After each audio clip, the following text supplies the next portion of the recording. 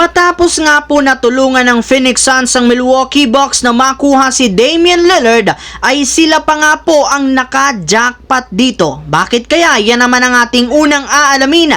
Nasasamahan ko na rin ang balitang successful nga po at solid ang ginagawang triangle offense ni Coach Tim Cone sa Gilas, at ang balitang nagpapasikat na nga po ngayon sa Asian Games si CJ Perez na dating binangko ni Coach Jot Reyes. Kaya mga idol, tara, umpisahan na natin to.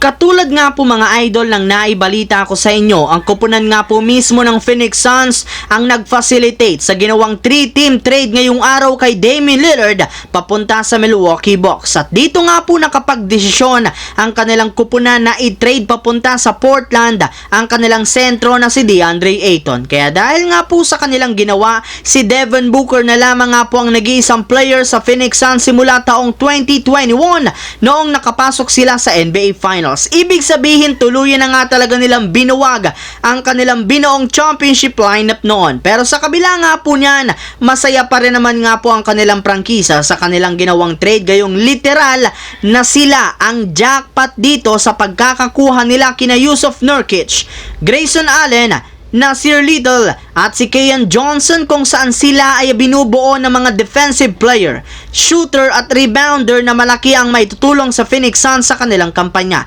Yes mga idol, sila nga ang kapalit ni DeAndre Ayton na lumalamya rin naman pagdating ng playoffs. Habang dumiretso naman tayo sa ating sunod na pag-uusapan sa balitang successful at pinupuri nga po ngayon ng solid triangle offense ni Coach Tim Cone, at ang balitang nagpapasikat na nga po sa Asian Games si CJ Perez na dating binangko ni Coach Jot Reyes. Kahit man nga po mga idol nahirapan sa umpisa ang Gilas sa kanilang laro kontra sa Thailand, matapos silang mag-struggle sa kanilang shooting, nagawa pa rin naman nga nilang maipanalo ang kanilang laban sa score na 87-72 sa pangunguna ni Justin Brownlee na kumuha ng 22 points, 15 rebounds, 4 assists, at syempre may kasamang 4 steals sa kanyang 8 out of 27 shooting. Kaya dahil nga po dyan, umangat na nga po sa 2-0 ang kanilang record sa group stage.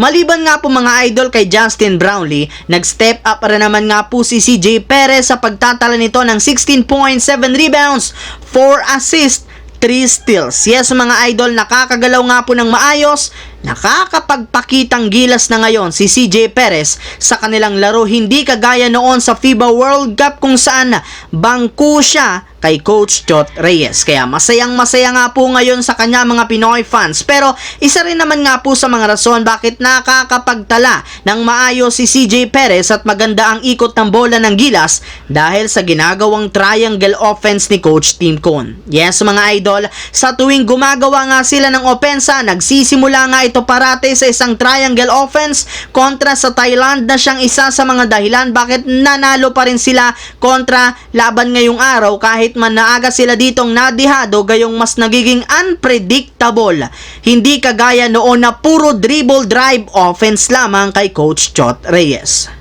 Ang videong ito mga idol ay hatid sa inyo ng Aurora Game, isang play-to-earn mobile app na kung saan pwede kang kumita habang nag-e-enjoy ka. Maraming mga games dito mga idol, gaya ng Color Game na alam kong siguradong mananalo kayo, Dragon versus Tiger na simple lang, pipili ka lang kung Dragon ba o Tiger ang mananalo. Meron ding Toss a Coin na alam kong alam nyo na, at marami pang iba. Sobrang dali lang mag-register, gamit lang ang iyong mobile number, hintayin ang verification code at gumawa ng password. Madali lang din mag-cash in, at pag panalo, cash out agad gamit ang iyong GCash account. Kaya ano pang hinihintay nyo mga idol?